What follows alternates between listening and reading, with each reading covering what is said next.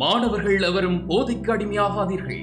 அடிமையானவர்கள் மீண்டதாக சரித்திரமில்லை. எனவே உங்களையும் சமூகத்தையும் பாதுகாத்துக் கொள்ளுங்கள். உங்கள் நலன் கருதி கல்வி டிவி.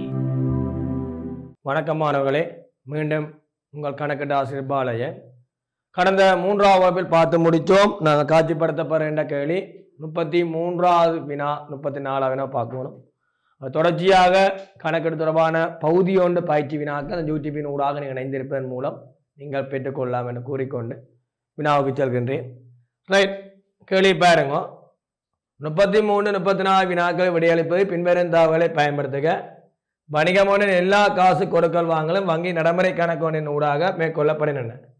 பின்வரும் தகவல் 2023 டிசம்பர் மாதத்துக்கான இவ்வணிகத்தின் காசு கணக்கிலிருந்து பிரித்தெடுக்கப்பட்டவை தந்திருக்கு.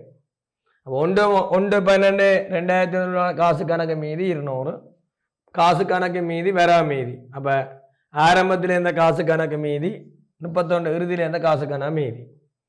பெறப்பட்ட டிசம்பர் மாதம் வங்கி குறிச்சிருக்கோம்னா பேங்க் எங்களுக்கு அனுப்பியது தந்திருக்கு.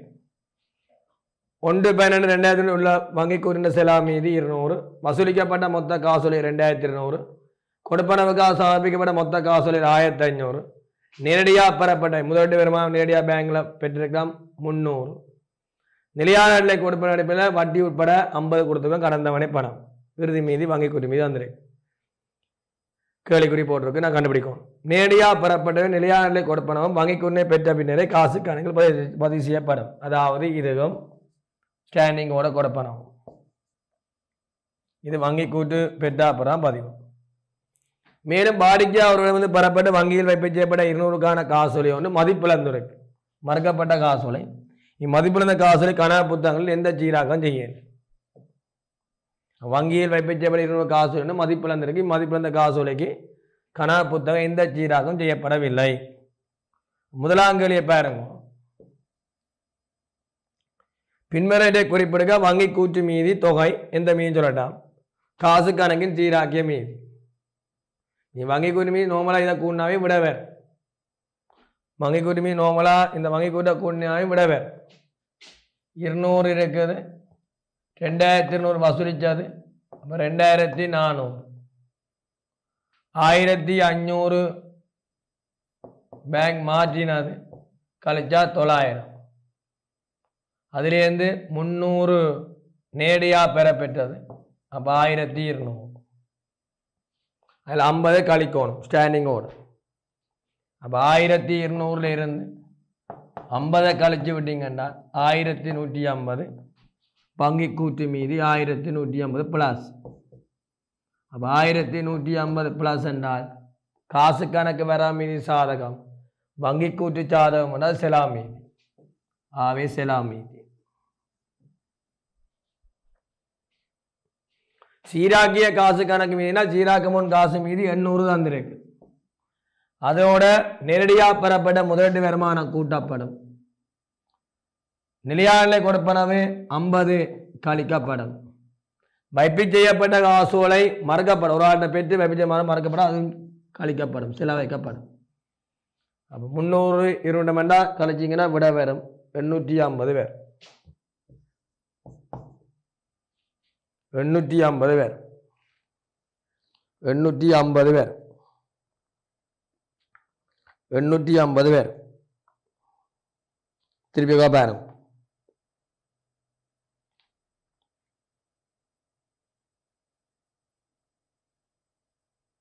சரியா? 850 பேர். சரி, அப்போ என்னென்று வந்த திருத்தமுன் காசுக்கான மாத முடியல 800, அதோட 300 முதலீட்டு வருமானத்தை கூட்டி நிலையாண்டிலே கொடுப்பனம் புள்ள 50 கழிச்சு வைப்பு செய்யப்பட்ட மரத்தால் செலவு வைப்போம், அதையும் கழிச்சா 850. 850 ப்ளஸ் என்றபடியால் அங்கே வரா மீதின்னு வரும். கணப்புள்ளுக்கு மீதிகள் தெரியாது. காசு கணக்குன்ற வரா மீதின்னா அது சாதகம், வங்கிக்கு உள்ள சாதகம்னா அது செலவு மீதியாக இருக்கும். சரி, அதே மாதிரி பாதகம்னா காசு கணக்கில் செலா மீதி, வங்கி மேலே பற்று செலா மீதி கூட வெளியே கொடுத்துருப்போம், அது வங்கிக்கு உள்ள வரா மீதியாக இருக்கு. பாதகம்னா ஓடின்னா மைனஸ். இப்போ நாங்கள் பதிகிறதுக்கு எதிர்ப்பதிவை தான் பேங்க் பதிகம் என்று விளங்கிக்கொள்ளணும். அடுத்தது இதை பாருங்க, மறக்கப்பட்ட காசோலைக்குரிய நான் குறிப்பு கேட்குறேன். கனவுல தெரியாமல் இருக்கு, என்ன செய்யறேன்னு தெரியாமல் இருக்கு. கடன் போட்டவன் பெற்று பாதிக்காமல் பெற்று பேங்கில் வைப்பிச்சத காசோலை மறக்கப்பட்டால் வளமையா பிறகு என்ன பதிவு மாற்றி போயிடுறது. பிறகு பதிவு காசு வரவு, கடன் போட்டம் கட்டுப்பாடு செலவு. மறுத்தால் கடன்பட்டோன் கட்டுப்பாட்டு கணக்கு வரவும் காசு கணக்கு செலவும். பகுதி ஒன்றுக்கு நீங்கள் விளம்பரம் எழுத தேவையில்லை. அப்போ கடன் போட்டம் கட்டுப்பாட்டு கணக்கு வரவு இருக்கணும், காசு கணக்கு செலவு இருக்கணும். கடன் போட்டம் கட்டுப்பாட்டு கணக்கு வரவு இருக்கணும், காசு கணக்கு செலவு இருக்கணும். கடன் கொடுத்தவனுக்கு கொடுத்த காசு மாதிரி தான் மாறிவேன். காசு வரவு கடன் கொடுத்தவன் கட்டுப்பாடு செலவுண்டு வரும். இது கடமோட்டம் பெற்று மறுத்தால் கடமோட்டம் கட்டுப்பாட்டு கணக்கு வரவு, காசு கணக்கு செலவு. கடமோட்டம் திருப்பி நான் காசு வாங்குவோம். இது பெரும்பாலும் எல்லா பிள்ளையும் வழி இருந்தது பேப்பரில். இது கணப்பிள்ளையில் புலவிட்டிருக்கேன். நிலையான கடலை கொடுப்பனவு கடன் தவணை கட்டணம் 50,000 30,000 வட்டி உட்பட. அப்போ கடன் திருப்பி கொடுக்க கடன் கணக்கு வரவு, கடன் எவ்வளோ வேண்டாம் 20, வட்டி கணக்கு வரவு 30, மொத்தம் காசு கணக்கு செலவு 50. அதான் காசு கணக்கில் செலவு வச்சுனாங்க, கழிச்சுனாங்க. திருப்பி சொல்றேன், கடன் கணக்கு வரவு 20, வட்டி கணக்கு வரவு 30, மொத்தம் காசு கணக்கு செலவு 50. கடன் கணக்கு வரவு 20, வட்டி கணக்கு வரவு 30, காசு கணக்கு செலவு 50. கடன் கணக்கு வரவு 20, வட்டி கணக்கு வரவு 30, காசு கணக்கு செலவு 50.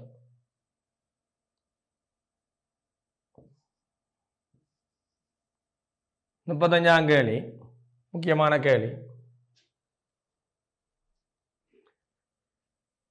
பின்வரும் கூற்றுக்களை மிகவும் பொருத்தமான கணக்கிட்ட எண்ணக்கருகளை பயன்படுத்தி பூர்த்தி செய்ய. கணக்கிட்ட பொறுத்தக்கு நீங்கள் கடந்த கால பரீட்சை வினாக்களில் வந்த தியரியை பார்த்தாவே நீங்கள் அதை வச்சுக்கொண்டு நீங்கள் எக்ஸாமு வடிவாக பேஸ் பண்ணலாம். பகுதி ஒன்று பொறுத்தக்கு நோட்ஸ் கேள்வி ஈஸியாக செய்யலாம். அது முறையிலான்றது. சரி, நிறுவனம் ஒன்று நிதி கூட்டுக்களில் கடன்பட்டோன் கடன் கொடுத்தோன் என இனங்காண்பதற்கு அடிப்படையை வழங்குவது உங்களுக்கு தெரியும் அட்டுறு எண்ணக்கரு. ஆனால் வியாபார வருமதியை நடைமுறை சொத்தம், வியாபார சென்மதி நடைமுறை பொறுப்பாக காட்டுறோம் என்றால் அது தொடர்ந்து இயங்கும் எண்ணக்கரு. சொத்துக்களில் பொறுப்புகள் பிரித்து காட்டுறது. ஆனால் கடன் போட்டோம் கடன் கொடுத்தோனை நிதி கூட்டுக்களை நாங்கள் இனங்காண்றோம் என்றால் அது அட்டுறு எண்ணக்கரு. நிலுவை கோட்பாடு நீங்கள் அட்டுருவே பாவீங்கவா, அட்டுறு எண்ணக்கரு. பங்குதாரை செலுத்தப்படும் பங்கு லாபங்களானது டேஸ் எண்ணக்கரின் அடிப்படை உரிமையாண்மை மாற்றங்கள் கூட்டில் லாபங்கள் இருந்து பயிர்வாக சமர்ப்பிக்கப்படுகிறது. உங்களுக்கு தெரியும் பற்று என்ன மாதிரியோ அதை மாதிரி தான் இதுவும். கம்பெனியை பொறுத்தையும் பங்குதாரை பங்கு லாபம் கொடுக்குறோம்டா அது வணிக அலகு சார் எண்ணக்கர். தொழில் முழுமை கூறுன்னு பாவிக்காங்க வணிக அலகு சார், வணிக அலகு சார். டேஸ் எண்ணக்கருவானது நிச்சயமற்ற காலன் தொகையுடன் பொறுப்புகளுக்கு ஏற்பதை இனங்காண்பு அடிப்படை வழங்குகின்றது. அப்போ நிச்சயமாக இப்போ எதிர்காலத்தில் நட்டாச்சத்துக்கு எதிராக மேற்கொள்றோம்னா அது முன்னெச்சரிக்கை. முன்னெச்சரிக்கை பாதுகாப்பு சரி, ஆனால் முன்னெச்சரிக்கைன்னு சொல்லத்தான் பாவீங்க. பாதுகாப்பு எண்ணக்கரும் சரி, ஆனால் நீ முன்னெச்சரிக்கை எண்ணக்கிற சொல்ல பாவீங்க. ஸ்கீமில் என்ன வேற விடையோ அதையே பாவீங்க. முன்னெச்சரிக்கை எண்ணக்கர். ஆதனம் பொறிமற்ற உபகரணங்களை நியாயமான பெறுமதியில் மீள் மதிப்பீடு செய்வதானது டேஸ் எண்ணக்கரு வந்து விலகி இருப்பதற்கான உதாரணமாகும். முக்கிய மொழி நோட் பண்ணிக்கொள்ளுங்க. வரலாற்றுக்கிரிய எண்ணக்கரு நோட் பண்ணிக்கொள்ளுங்க. வரலாற்றுக்கிரிய எண்ணக்கரு மீறப்படும் சந்தர்ப்பம் உண்டு. ஆதனம் பொறிமற்ற உபகரணங்களுக்கு மீள் மதிப்பீடும் செய்யும் சந்தை பெருமையில் மதிப்பீடு செய்யும் போது. இரண்டாவது இருப்பினை தேறக்கூடிய பெருமையில் மதிப்பிடும் போது. சொத்தினை உரிமை நியாயமான பெருமை எல்லாம் கணக்கு வரும். மெயினாக ரெண்டு இது பாஸ் பேப்பர் கேள்வியா. வரலாற்றுக்கிரிய எண்ணக்கரு மீறப்படும் சந்தர்ப்பம் உண்டு. ஆதனம் பொறிமற்ற உபகரணங்களை மீள் மதிப்பீடு செய்யும் போது. இரண்டாவது இருப்பினை தேறக்கூடிய பெருமையில் மதிப்பிடும் போது. எந்த எண்ணக்கரு மீறுவோம் என்றால் வரலாற்றுக்கிரிய எண்ணக்கரு. வரலாற்றுக்கிரிய எண்ணக்கரிலிருந்து விலகி இருப்பதற்கான உதாரணம். ஆதனம் பொறிமற்ற உபகரணங்களை நியாயமான பெருமை மீள் மதிப்பீடு செய்வதானது வரலாற்றுக்கிரிய எண்ணக்கருவிலிருந்து விலகி இருப்பதற்கான உதாரணம் ஒன்றாகும்.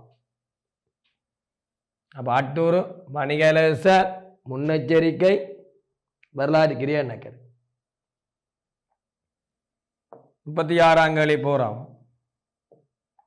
உற்பத்தி வணிகம் ஒன்றின் நிதிக்கூட்டுகளை தயாரிப்பது தொடர்பாக பின்வரும் வசனங்களை சமன்பாடுகளை பூர்த்தி செய்க. தீ காரணமாக ஏற்பட்ட மூலப்பொருள் கிரிய நட்டம், அது அழிவு நட்டம் என்றால் அது எங்க போகும் என்றால் வருமான கூற்று. வருமான கூற்று லாபமான நட்டம் மற்றும் ஏனைய முற்றுமடங்கிய வருமான கூற்று என காணப்படும். அவன் கூற்றுண்டு போல அதே எழுத தெரியாத பிள்ளைகளும் இருக்கு. வருமான கூற்று. நடைமுறை வேலை இருப்பானது கிரியத்தில் அல்ல மொத்த உற்பத்திக்கு எதிர் மதிப்பிடப்படும். இது நீங்கள் கேள்வி புல செட் பண்ணது பிள்ளை. குறைவேலை சீராக்கம் தனிய உற்பத்தி கிரியத்தில் மட்டும்தான் சீராகப்படும். சொல்லப்போனால் மூலக்கிரியத்துக்கு கீழே தொழிற்சாலை மேந்தலை கீழே தான் குறைவேலை சீராகம் சிலபஸில் இருக்கு. நீங்கள் 2019 முதல் 18 ஆண்டு சிலபஸில் குறைவேலை சீராக்கம் மூலக்கிரியத்திலையும் கணிக்கலாம், உற்பத்தி மேந்தலையும் கணிக்கலாம் என்று படித்த உற்பத்தி கிரியத்தில். இப்போ அப்படி இல்லை. குறைவேலை சீராக்கம் தனியாக உற்பத்தி கிரியம் என்றால் மேந்திலை செலவு கீழே. அவை இந்த கேள்வி ஏற்கனவே சொன்ன முன்னுக்கு கொண்டு வந்தது. அதிலே வந்த 2 கேள்விக்கு விட கொடுத்தது, ஓப்பன் கொடுக்கல 2 விட கொடுத்தது. இது ஆனால் இந்த இடத்துல எல்லா பிள்ளையும் சரி கொடுத்தது. உண்மையா நடைமுறை வேலை இருப்பானது தனிய மொத்த உற்பத்தி கிரியத்தில் மட்டும்தான் மதிப்பிடப்படும். இப்படி வந்திருக்கணும். நடைமுறை வேலை இருப்பானது டேஸ் கிரியத்தில் மதிப்பிடப்படுகின்றது இந்த கேள்வி வந்திருக்கும். மொத்த உற்பத்தி கிரியத்தில் மதிப்பிடப்படுகின்றது. இந்த கேள்வி எல்லா பிள்ளைகளுக்குமே ஓப்பன். சரியான சில தவறுகள் வரும் தானே. அவை அது ஃபைனல் எக்ஸாம்லேயும் தவறு வரும் இல்லையாண்டு இல்லை தான். அவை சிலபஸுக்கே இருக்கிறது. சிலபஸில் இருக்கிற விடயம் குறைவேலை சீராக்கம் உற்பத்தி கிரியத்தில் சீராக்கப்படுவது. சரியான ஆகவே நடைமுறை வேலை இருப்பானது டேஸ் கிரியத்தில் மதிப்பிடப்பட்டால் மொத்த உற்பத்தி கிரியத்தில் மதிப்பிடப்படுகின்றது. குறைவேலை என்பது மூலப்பொருளாகவும் இருக்காது, முடிப்பொருளாகவும் இருக்காது, ரெண்டுக்கும் விடப்பட்டது. அதாவது பொருளை உற்பத்தியை தொடங்கி இருப்பேன், ஆனால் முடிவுக்கு கொண்டிருக்க மாட்டேன். நிதியாண்டு முடித்தினம் பெற முடிவுக்கு வந்திருக்கான். அந்த இருப்பை தான் சொல்லுவோம் குறைவேலை இருப்புன்னு சொல்லுவோம். ஆரம்ப மூலப்போயிருப்பு கொள்ள செய்யப்பட்ட மூலப்போயிருப்பை கூட்டி இறுதி மூலப்போயிருப்பை கழித்தால் உற்பத்திக்கு பயன்படுத்திய மூலப்பொருள் கிரியம் பெறும் அல்லது நுகரப்பட்ட மூலப்பொருள் கிரியம் பெறும். ஆரம்ப மூலப்போயிருப்பு கொள்ள செய்யப்பட்ட மூலப்பொருள் இருப்பை கூட்டி இறுதி மூலப்பொருள் இருப்பை கழித்தால் உற்பத்தியை பயன்படுத்திய மூலப்பொருள் கிரியம் அல்லது நுகரப்பட்ட மூலப்பொருள் கிரியம். ஆரம்ப மூலப்போயிருப்பு கொள்ள செய்யப்பட்ட மூலப்பொருள் இருப்பு கூட்டி இறுதி மூலப்போயிருப்பை கழித்தால் உற்பத்தி பயன்படுத்திய மூலப்பொருள் கிரியம் அல்லது நுகரப்பட்ட மூலப்பொருள் கிரியம். நுகரப்பட்ட அல்ல பயன்படுத்திய மூலப்பொருள் கிரியம். இப்போ இது ஆரம்ப முடிப்போயிருப்பு உற்பத்தி கிரியம் இறுதி முடிப்புன்னா அது விற்பனை கிரியம்னு வரணுமா? ரைட். ஆரம்ப முடிப்போயிருப்பு உற்பத்தி கிரியம் இறுதி முடிப்போயிருப்புன்னா அது விற்பனை கிரியம். அதில் விற்ற சரக்கின் கொள்விலை விற்பனை கிரியம் அல்ல விற்ற சரக்கின் கொள்விலை. விற்பனை கிரியம் அல்ல விற்ற சரக்கின் கொள்விலை. விற்பனை கிரியம் அல்ல விற்ற சரக்கின் கொள்விலை. 37ஆம் கேள்வி பூரம் கணிசமான மாணவர்கள் புலப்பட்ட கேள்வி. பெரும்பாலும் நிறைய மாணவர்கள் இந்த கேள்வி புலை சரி எடுக்கவில்லை 2023ஆம் ஆண்டு பேப்பரில். அவை தயவு செய்து முக்கியமாக பார்த்துக்கொள்ளுங்க. அமைதி விளையாட்டுக் கழகம் தனது 1/1/2023 300 அங்கத்தை வரை கொண்டிருக்கு. எத்தனை பேர்? 300 அங்கத்தை ஒருவருக்கான மாதாந்த சந்தா 1000, ஒரு ஆளுக்கு 1000. சந்தாவுடன் தொடர்புடைய கீழே தகவல் தந்திருக்கு. 1/1/2023 முற்பணமாக பெறப்பட இதெல்லாம் அந்த வசனம் போல வளமா முற்பண சந்தான தாரவன் இது இந்த டேட்டில் முற்பணமாக பெற்றிருக்கு. உதாரணமாக இந்த மாத சேலரியை 20ஆம் தேதி கொடுக்குற சேலரியை 1ஆம் தேதி சேலரி எடுக்கிறேன் அட்வான்ஸ் தான். அதான் சொல்லப்பட்ட வசனம். சரியா? வளமையாக எங்கிறத இப்படி கேள்விவாதம் முற்பண சந்தா போன ஆண்டு இறுதி முற்பணம் இந்த ஆண்டுக்கு ஆரம்பம் எடுத்தினாங்க. இது இந்த ஆண்டுக்குரியதை ஆரம்பத்தில் கொடுத்துருக்குறேன். சரியா? 1/1/23 நிலுவையாக உள்ள சந்தா சரி வெறுமதியான சந்தா. 1/1/23 30 அங்கத்தை சந்தா பணத்தை செலுத்தா இருந்தனர். ஆரம்பத்தில் அவர்கள் 20 பேர் 2022 டிசம்பர் மாத நிலுவைகளையும் நடைமுறை வேடத்துக்கான முழு சந்தாவையும் 2023 வேடத்தை செலுத்தினர். நிலுவையாக இருந்த மீதி 10 அங்கத்தர்களும் 2022 வேடத்தின் கடைசி 2 மாதங்களுக்கான நிலுவைகளையும் கடைசி இருந்த நாங்கள் செய்கிற கால பகுதி 1/1/23 தொடங்கி 31/12/2023 தான் கணக்கு செய்கிறேன். நடைமுறை வேடத்துக்கான முழு சந்தாவையும் 2023 வேடத்தையும் செலுத்தினர். நிலுவையா இருந்த மிகுதி 10 அங்கத்தவர்கள். சரியா? அப்ப 30 அங்கத்தை சந்தாபரத்தை செலுத்த இருந்தன. அவர்கள் 20 பேர் டிசம்பர் மாத நிலுவைகளையும் நடைமுறை வேடத்துக்கான முழு சந்தாவையும் இந்த வருஷம் கட்டியிருக்காங்க. மிகுதியா இருக்கிற 10 அங்கத்தவர்கள் 2020 வேடத்தில் கடைசி 2 மாத காசு கடைசி 2 மாத காசையும் 2 மாதங்கள் காசையும் நிலுவைகளையும் 2000 வேற முழு சந்தாவையும் 31 பேர் 2023 வரை செலுத்த தவறியிருந்தனர். 1/1/2023 முற்பணமாக பெறப்பட்ட எல்லா சந்தா பணம் இந்த முற்பணமாக பெறப்பட்ட எல்லா சந்தா பணமும் 2023 வேடத்துடன் தொடர்புடைய எனக்கு அடுத்து இந்த ஆண்டு தொடக்கத்தில் வாங்கி ஏனைய எல்லா அங்கத்தவரும் தம் சந்தா முழுமையை செலுத்தியிருந்தனர். 31 பேர் 2023 உள்ளவாறு பெற வேண்டிய சந்தா என்ன? முடிவடையும் வேறு பெறப்பட்ட மொத்த சந்தா என்ன? உங்களுக்கு தெரியும், இதான் சாதாரண சந்தா கணக்கு. 3 சேர் வெட்டி ஆரம்ப வறுமை சந்தா 30, எந்த பிரச்சனையும் இல்லை. மன்னிக்கும், ஆரம்ப வறுமை சந்தா 40 ஆரம்ப வறுமை சந்தா 40, எந்த பிரச்சனையுமே இல்லை. ஆனால் முற்பண சந்தா போடலாம். சரி, வருமான கூட்டு மாற்றியது 300 அங்கத்தவர்கள் இருக்கிறான். ஒரு ஆளுக்கு 1000 ரூபா படி 300 பேர் வருமான கூட்டுக்கு மாற்றியது. இறுதி வறுமை சந்தா எடுத்தீங்க என்றால் காசா பெற்றது வேறு.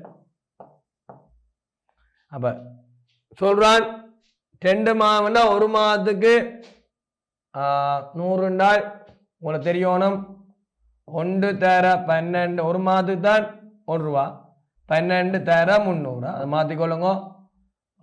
3600 பேர் 3600 பேர் 3600 பேருமா ஒரு மாதத்துக்கு தான் 1000. அப்போ நாங்கள் 12 மாதத்துக்கு கணக்கு செய்கிறோம்.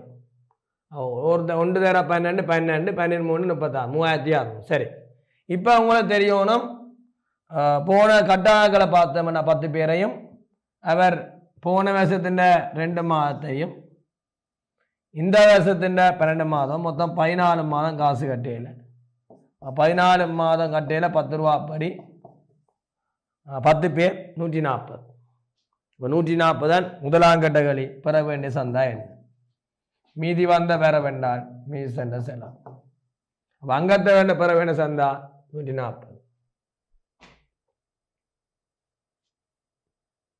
அப்போ இனி கூட்டி எடுத்தீங்கன்றால் இது 3640 3640 ஆகிய 3500 காசு 3500 காசு. அப்போ காசா பெறப்பட்ட சந்தா 3500. எல்லாம் 3 சேர் வெட்டி தந்த நீ 3 சேர் போட தேவை. திருப்பி சொல்றேன், இந்த 1/1/2023 உள்ள முற்பணமாக பெறப்பட்ட எல்லா சந்தா பணமும் 2023 வேடத்துடன் தொடர்புடையது தந்திருக்கு. 2023 வேடம் நடக்க போற 2023ஆம் ஆண்டுடன் தொடரப்பட்டது.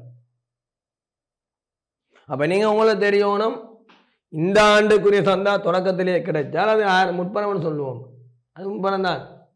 ஆனால் யாரும் மீதி வந்தேன்னு போட மாட்டோம். ஆனால் கன பிள்ளைகள் என்ன செய்யணும், மீதி வந்தேன்னு போட்டுருக்கோம். சரியா? இப்போ நான் இந்த மாதத்துக்கு வீடு எடுக்க போகிறோம், மாத கடைசியில் வாடகை காசு கொடுக்குறோம், முதலாம் தேதி கொடுக்குறோம். ஒரு டியூஷனுக்குள்ள மாத கடைசியில் டியூஷன் காசு கட்டுறேன், முதலாம் தேதி கொண்டு கொடுக்குறீங்க.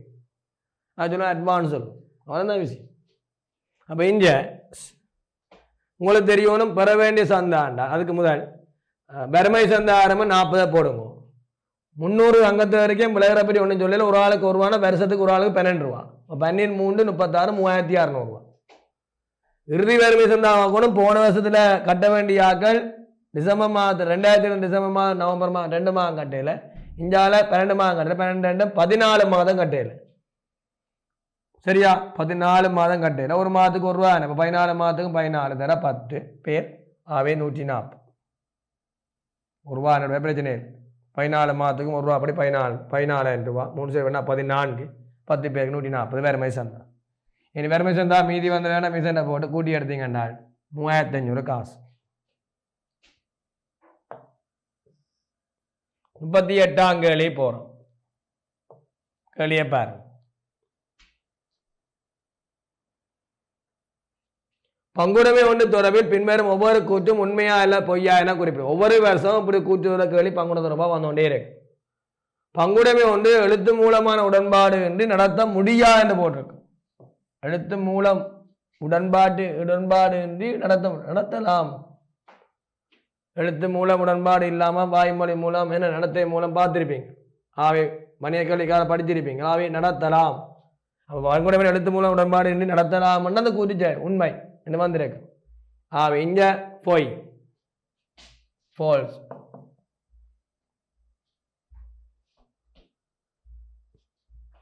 ஆயிரத்தி 1890 ஆண்டு பங்குட சட்டத்தின்படி பங்காளின் ஆகக்கூடிய எண்ணிக்கை 20 அங்கத்தவரை மட்டுப்படுத்தப்பட்டிருக்கு.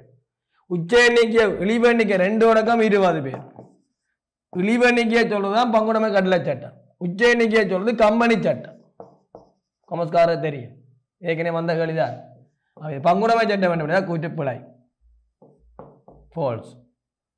பங்குடைமை ஒன்று நன்மைப்பானது புதிய பங்கா ஒருவரை அனுமதிக்கும் போது மட்டும்தான் சீராக்கணுமா? இல்லை, பங்காளி இழைப்பாரும் போது நன்மை சீராக்கத்தான் வேணும். சேரும் போது விலைகள் கேட்க சீராக்கத்தான் வேணும். லாபநட்ட விகிதங்கள் மாற்றம் அடையும் போது லாபநட்ட விகிதங்கள் மாற்றம் சீராக்கத்தான் வேணும். அப்ப இந்த நன்மைப்பான பங்காள ஒருவரை அனுமதிக்கும் போது சேர்க்கும் போது மட்டும்தான் சீராக்கணும். அது கூட்டுப்பிழை ஃபால்ஸ். 1890 ஆண்டு பங்குட சட்டத்தின் பிரிவு 24 படி பங்கா 24 பிரிவின் படி பங்காளிகள் அவர்கள் மூலத்துக்கு மேலேமா வளப்படும் கடன்களுக்கு மூலத்தோட மேலேமா கடன்கள் தந்தால் அதுக்கு 5% வேடாந்த வட்டி பிறகு உரித்துடையவர்கள். அவை சரி, அது சரி உண்மை. உண்மை பொய் என்ன போட நீங்க தமிழ்ல நீங்கள் வேண்டால் பொய் பொய் பொய் உண்மை என்று வேறு. சைகை மூலம் என்ன வாய்மொழி நடத்தை மூலம் படிச்சிருப்பீங்க. அப்ப எழுத்து மூல உடன்பாடு நடத்த முடியாண்டா எழுத்து உடன்பாடு நடத்தலாம். எழுத்து மூலம் இருக்கும். அந்த கொஞ்சம் 1000 ரூபாய்க்கு மேலே இருந்தால் என கட்டாயம் எழுத்து மூலம் இருக்கும். மோசடி தவிர்ப்பு கட்டளை சட்டம் படிச்சிருப்பீங்க. மற்றது 2 பேரை சொல்றது பங்குடைமை கட்டளை சட்டம். உச்ச எண்ணிக்கை 20 பேரை சொல்றது கம்பெனி சட்டம். உச்ச எண்ணிக்கையை சொல்றது கம்பெனி சட்டம். அப்போ இது பங்குடை சட்டம் என்பது ஆவை பிழை. மற்ற பங்காள சேரும் போது இழைப்பாரும் போது நன்மை சீராக்கத்தான் வேணும். அவை சேரும் போது மட்டும் என்னுடைய அனுமதிக்கும் போதுனா சேரல் அவை பிழை. மற்ற பங்குடைமை பங்காள மூலத்துக்கு மேலேமா தார கடன்களுக்கு சட்டப்படி 5% வட்டி கொடுக்கும் என்பது அது நிபந்தனை. சரி, 39ஆம் கேள்வி போறோம். கேள்வியை வாசிங்க.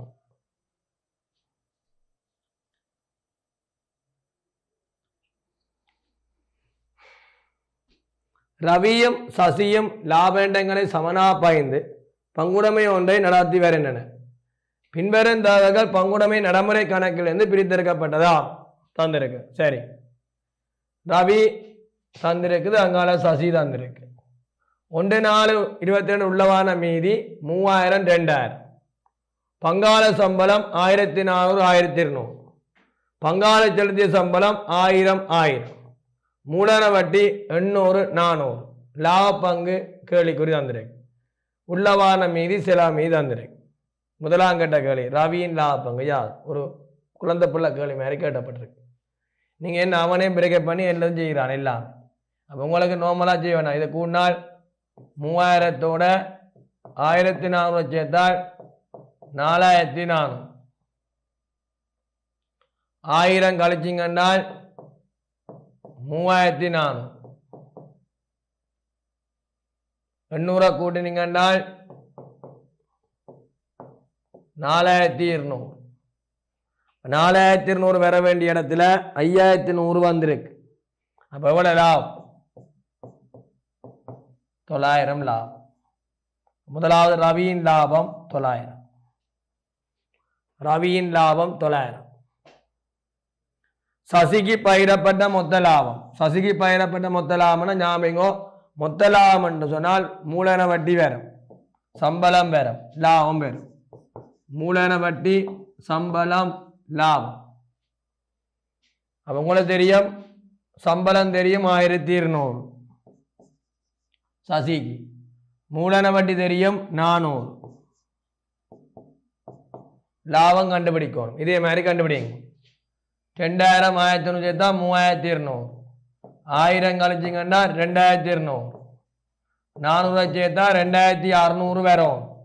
ஆனா எவ்வளவு வருதுன்னா 3500 தான் வருது. அப்ப 900.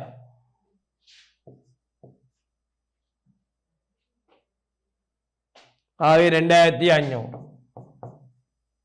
அப்போ மூலதன வட்டி 400, சம்பளம் 1200, லாபம் 900. ஒரு பங்காளுக்கு கிடைக்கின்ற வருமானம் என்றால் மொத்த லாபம் தான் வருமானம். மூலதன வட்டி, சம்பளம், லாபம் மூண்டையும் கூட்டும். அப்போ 400, 1200, 900, 2500. அடுத்த முக்கியம் பங்குடைமையும் தேறியலாம். இதுவும் எல்லா பேப்பர்லையும் கேட்பார். தேறியலாம் என்பது மூலதன வட்டி, சம்பளம், மற்றது லாபம் மூண்டையும் கூட்டி விடுறார்.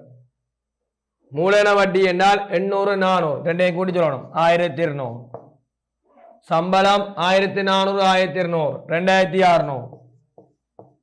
லாபம் நீ கண்டுபிடிச்சாது ஏற்கனவே சமனா பயன் சொல்லிட்டேன். உடனே எடுத்து வச்சு போகலாம். சமனா 900 தானே. 900ம் 900 1800. வேண்டாம் நீ வேற மட்டும் கண்டா காணுமா 900 900 1800. அப்போ 1200, 2600, 3600, 3800, 1800, 5600. 5600 பங்குடைமை லாபம். விடை 900, 2500, 5600. சந்தேகம் இருந்தால் கேளுங்க. தொடர்ச்சியாக ஒவ்வொரு முறையும் இது சம்பந்தமான கேள்வி தொடர்ச்சியாக வந்து கொண்டிருக்கும் பேப்பர்ல செய்து பார்க்கலாம்.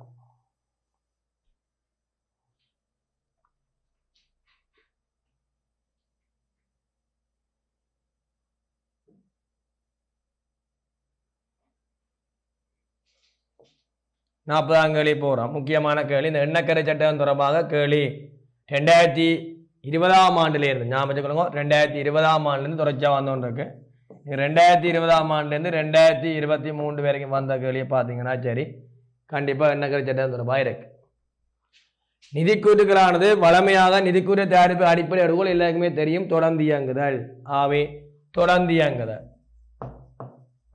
தொடர்ந்து இயங்கன்னு போட்டால் சரி. நிதிக்கூட்டு தயாரிப்பதற்கான அடிப்படை கருதுகோள் தொடர்ந்து இயங்குதல். பொருளாதார நன்மைகளை உருவாக்குவதற்கான ஆற்றலை கொண்டுள்ள உரிமை. பொருளாதார வந்தது பாசிபிள் வந்தது கடந்த காலம் பார்த்தீங்கன்னா சரி இருக்கு கண்டிப்பா. இந்த 4 வருஷத்தையும் பாருங்க. பொருளாதார நன்மைகளை உருவாக்குவதற்கான ஆற்றலை கொண்டுள்ள உரிமை. பொருளாதார வளம். பொருளாதார வளம் வளம் கண்டிப்பா இருக்கும். பொருளாதார வளம். அப்ப பொருளாதார நன்மைகளை உருவாக்குவதற்கான ஆற்றலை கொண்டுள்ள உரிமை பொருளாதார வளமாகும். அளவிட்டு அடிப்படையை கனப்புள்ளையர் பிளவிட்ட கேள்வி. முதல் 2 கேள்வியும் எல்லா பிள்ளையும் சரி எடுத்து 2 கேள்வியும் பிள்ளை சும்மா. ஆனா முதல் 2 கேள்வியும் பிளவிட்டு அடுத்த சரி எடுத்த பிள்ளையும் இருக்கு. ஏன்னா நிதிக்குரிய தயாரிப்பு அடிப்படை தரதியான பண்புகள் பொருத்தமான தன்மை உண்மையான பிரயத்துவம் எல்லா பேப்பரும் அது கடந்து இருப்பான். அப்ப எல்லா பேப்பரும் பிள்ளை சும்மா பாடமாக்கி இருக்கும். அப்படின்னா அதை படி எழுதி விடுது. அப்ப அந்த பிள்ளைக்கு இந்த விட சரி முதல் 2 ஈஸி அதை செய்யல. ஆனால் இது சரி எடுத்திருக்கு. நிறைய பேர் இந்த கேள்வி பிளவிட்டிருக்கேன். ஏன்னா அந்த தியரியா படிச்சாக பிளவிட்டிருக்கேன். அதான் என்னென்னா அளவீட்டு அடிப்படையை தேர்ந்தெடுக்கும் போது அந்த அளவீட்டு அடிப்படை தெரியும் உங்களுக்கு. என்ன நடைமுறை பெறுமதி வரலாற்று கிரியம் தெரியும். தெரிந்தெடுக்கும் போது கருத்து கொள்ள வேண்டிய காரணிகளாம் கேட்டது. அளவீட்டு அடிப்படையை கேட்க காரணிகள் ஒன்று பொருத்தமான தன்மை எழுதிக்கொள்ளும். பொருத்தமான தன்மை பொருத்தப்பாட்டு தன்மை வேணா பொருத்தமான தன்மை. அடுத்த உண்மையான பிரதிநிதித்துவம் ரிலவென்ட் ஃபெய்த்ஃபுல் ரீப்ரசன்டேஷன் போடணும். பொருத்தமான தன்மை. அடுத்த உண்மையான பிரதிநிதித்துவம். இதில் விசுவாசம் உள்ள பிரதி அப்படிலாம் எழுதுறீங்கள. நீங்கள் பாசிபிள் என்ன டேர்ம்ஸ் பாவிக்கப்படுதோ எல்கேஸில் என்ன சொல்லப்படுதோ அந்த டேர்ம்ஸ் பாவிங்க. சரியா? எல்லா பாடங்களும் பிரச்சனை வருது. இந்த மொழி நட பிரச்சனை வந்து இருக்கு. சரியா? பொருத்தமான தன்மை உண்மையான பிரதிநிதித்துவம்.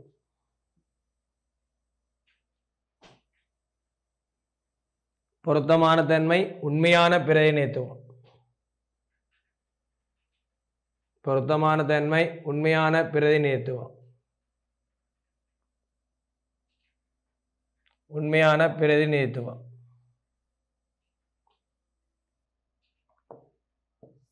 அதுக்கு வேற மாதிரி என்ன கேள்வி கேட்கலாம் என்றால் நிதி கூட்டுக்களை தயாரிப்பதை அடிப்படை வழங்குகிற தர ரீதியான பண்பு அடிப்படை பண்பு அல்ல முதன்மை பண்பு.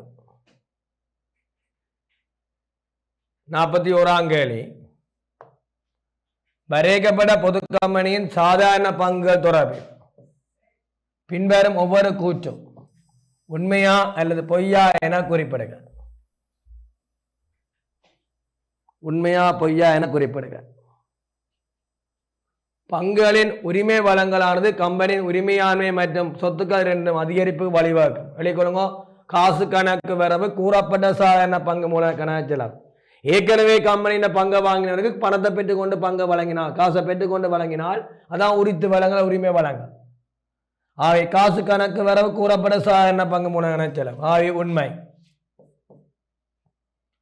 பங்கு வழங்கல் விண்ணப்பங்கள் இருந்து பெறப்படும் காசானது நேரடியாக பங்கு மூலம் சில அப்படி இல்லை, மேலே விண்ணப்பம் இருக்கலாம். ஆகவே காசு கணக்கு வரவு பங்கு வழங்க கணக்கெல்லாம் செலவு வைப்போம். கூறப்பட சாதாரண பங்கு செலவு வைக்கிறேன். ஆகவே பிழை, பொய். பங்களின் ஒதுக்கலானது எப்போதும் விகிதாசார ஒதுக்கல் அடிப்படையில் செய்யப்பட வேண்டும். பங்களை ஒதுக்குற விகிதாசாரம் இல்லை. நாங்கள் விருப்பம் என்றால் நேரடி ஒதுக்கீடு செய்யலாம். எப்போதும் விகிதாசார ஒதுக்கீடு அடிப்படையில் செய்யப்பட வேண்டும். எப்போதும் கூட்டுப்பட கூட பங்கு கிடைச்சா நாம் விகிதாசார அடிப்படையில் வழங்கலாம். எத்தனை பங்குக்கு எத்தனை பங்கு கொடுக்கலாம், பிரச்சனை. ஆனால் எப்போதும் அதுதான் இல்லை. பங்களின் ஒதுக்கலானது எப்போதும் விகிதாசார ஒதுக்கல் அடிப்படையில் இப்படிக்கு வந்தவர் முழுமையாக ஒதுக்கலாம். ஒதுக்கங்களை மூலதனமாக்கலானது கம்பெனியின் பங்குதாரர்களின் எண்ணிக்கையின் அதிகரிப்புக்கு வழிவகுக்கும்.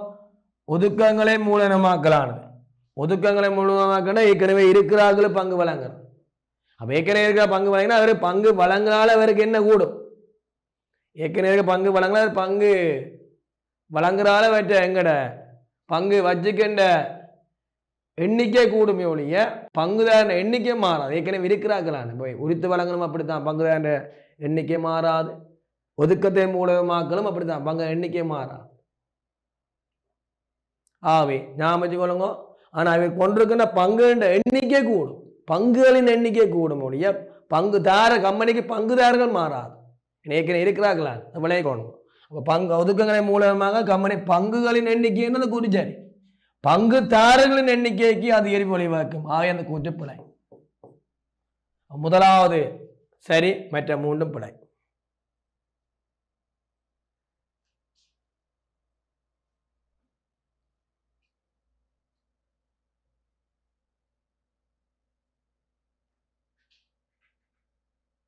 நாற்பத்தி ரெண்டாம் கேள்வி போவோம். பின்வரும் தகவல்கள் 2023 மார்ச் மாதத்துக்கான துணி உற்பத்தி கம்பெனி ஒன்றின் பயன்படுத்தப்பட்ட மூலப்பொருள் ஒன்றும் தொடர்பானவை. இது ஒன்று பகுதி ஒன்றில் வரலாம், அல்ல 2 ஆனா பாட்டா வரலாம், மேந்தில் போய் அட்டானோட வரலாம். கலைஞர் பீரியட் இங்கே எல்கேஎஸ் 2 சம்பந்தமாக வந்திருக்கு. எல்கேஎஸ் 2 இருப்புகளின் படி பின்வரும் ஒவ்வொரு கிரியா சூத்திரத்தின் படி 31/3/2023 உள்ளவான மூலப்பொருள் இருப்பின் கிரியம் ஜாது. அதாவது மூலப்பொருள் இருப்பின கிரியம் தான் கேட்டிருக்கு. இறுதி இருப்பு முதலாவது எஃப்ஏஎஃப்எம் முறை. எஃப்ஏஎஃப்எம் முறை என்றால் 5O. முதலாவது கொள்ளம் செய்யப்பட்ட பொருட்கள் முதலாவது வழியே போனால் கடைசியாக வாங்கின போது வந்து இருக்கு. அப்போ எப்படி என்றால் ஆரம்பத்தில் 500 மீட்டர், தொழிற்சாலை வழங்கியாச்சு 300, அப்போ இருக்க போகிறது 200, திருப்பி 400 மீட்டர் வாங்கியிருக்கு, அப்போ 600, தொழிற்சாலை வழங்கிட்டா 360 கொடுத்துட்டோம், அப்போ இருக்க போகிறது 240. அப்போ வாங்கின 400 மீட்டர் அப்போ 240 இருக்கு. அப்போ 240 2500 ரூபா படி. 240 2500 ரூபா படி பெருக்கி விட்டீங்க. சரி, 240 2500 ரூபா படி. 240 2500 ரூபா படி.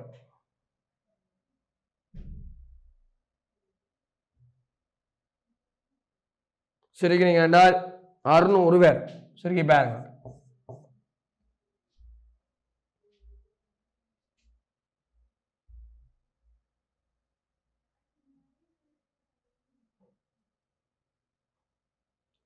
பேருமா முதலாக வாங்கின பொருள் முதலாக போனால் கடைசியாக வந்த போய் இருப்பாக இருக்கும். அப்போ இருப்பின் எண்ணிக்கையை எடுத்து போட்டு வழங்கினதை கழிச்சா இருப்பின் வேணும் வாங்கினா கூடும். கழிச்சு போட்டு வாரதை நீங்கள் 2500 பெருக்கி விடும். அடுத்து நிறையளிக்கப்பட்ட சராசரி முறையினா கவனிக்கணும். உங்களுக்கு தெரியும் 500 மீட்டர் 3 வெட்டி சொல்ல. அப்போ 500 தர 2 பெருக்கினீங்க என்றால் உங்களை மொத்தம் பெருக்கிக்க அங்கால வர போகிற தொகை என்ன 10 லட்சம் ரூபா வேறு. 3 சேர் போட்டு.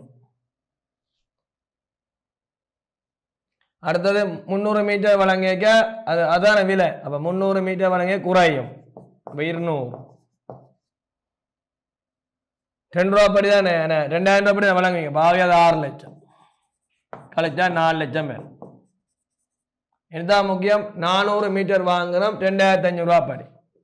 அப்போ 400 மீட்டர் வாங்கினா 600 மீட்டர் மொத்தம் இருக்க போகுது. 2500 ரூபா அப்படின்னா பெருகி சொல்லும். அது 10 லட்சம் பேர் வினைக்க மொத்தம் 14 லட்சம் பேர். 14 லட்சம் இருக்கிறதை 600 ரூபாய் பிரித்து ஒன்று பேரும் அதை நீங்கள் 240 பெருக்கி விட்டீங்கன்னா சரி.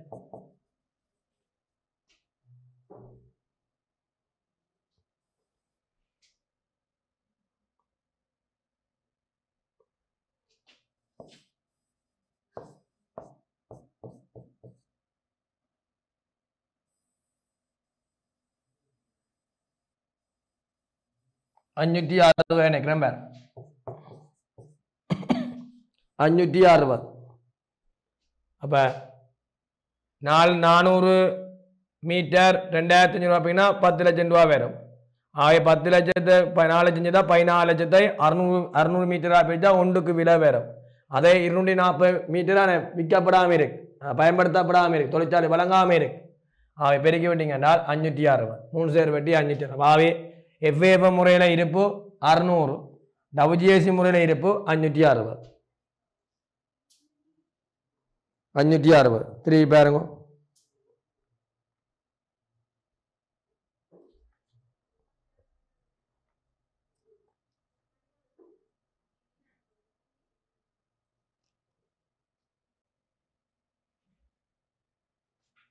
சரியா? 43 முடிப்பாம். இலங்கை கணக்கு நியம் எக்ஸாம் முக்கியம். இலங்கை கணக்கு 8 கம்மிய கணக்கிட்டு கொள்கைகள், கணக்கிட்டு மதிப்பீடு மாற்றங்கள் மற்றும் வழுக்களின் படி பின்வரும் நிலைமைகள் ஒவ்வொன்றும் கணக்கிட்டு கொள்கை மாற்றமா அல்ல கணக்கிட்டு மதிப்பீடு மாற்றமா என குறிப்பிடுக. கணக்கிட்டு கொள்கைகள், கணக்கிட்டு மதிப்பீடு மாற்றங்கள் மற்றும் வழுக்களின் படி கணக்கிட்டு கொள்கை மாற்றமா கணக்கிட்டு மதிப்பீடு மாற்றமா என குறிப்பிடுக. பெருமானத்தை முறையினை நேர்கோட்டு முறையிலிருந்து குறைந்து செயல் மீதி முறைக்கு மாற்றம். நேர்கோட்டு முறையிலிருந்து குறைந்து செயல் மீது பெருமாதேசை முறையை மாற்றினால் அது மதிப்பீட்டு மாற்றம். மதிப்பீட்டு மாற்றம். ஆதனம் பொறிமற்ற உபாயனங்களின் அளவீட்டு அடிப்படையை கிரிய மாதிரிலிருந்து மீள் மதிப்பீடு மாறுறது கொள்கை மாற்றம். ஏற்கனவே எல்கேஎஸ்ல ஃபுல்லாக படிப்பிச்சிருப்பேன். கொள்கை மாற்றம். பெருமானத்தை விடக்கூடிய சொத்தின் பயன்தரு ஆய்காலத்தினை பயன்தரு பாவனை காலத்தினை மாற்றம். 10 வருஷம் 20 வருஷம் அதில் 10 வருஷம் 8 வருஷம் வருது என்றால் அது மதிப்பீட்டு மாற்றம். இருப்பின் கிரியத்தை அளவிடுவதற்கு பயன்படுத்தப்பட்ட கிரிய சூத்திரத்தினை இருப்பின் கிரியத்தை அளவுக்கு பயன்படும் முறை ஒன்று முதல் வழி முறை, 2வது நிறையளிக்கப்பட்ட சராசரி முறை எல்கேஎஸ் சொல்லப்பட்டது. அப்போ எஃப்ஏஎஃப் முறை இந்த WGSC முறைக்கு மாறினாலோ அந்த WGSC முறை இந்த எஃப்ஏஎஃப் முறைக்கு மாறினாலோ அது கொள்கை மாற்றம்.